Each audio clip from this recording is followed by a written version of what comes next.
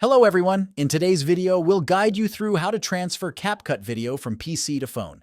So if you find this guide helpful, please like, share, and subscribe. Let's dive right in. Unfortunately, this process is now available in Pro version of CapCut. Start by opening the CapCut app on your PC and mobile device.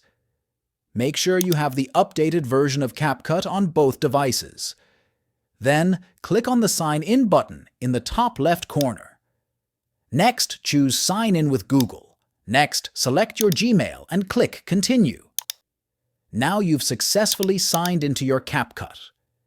Same as that, open the CapCut app on your mobile device. Once the CapCut is open, tap on the ME icon in the bottom right corner of the screen. Here, tap on Sign In with Google. Now here, select the same Gmail account on which you have Sign In on your PC. Now your CapCut mobile app is successfully linked to your PC app. Now you will need to subscribe a premium plan for CapCut.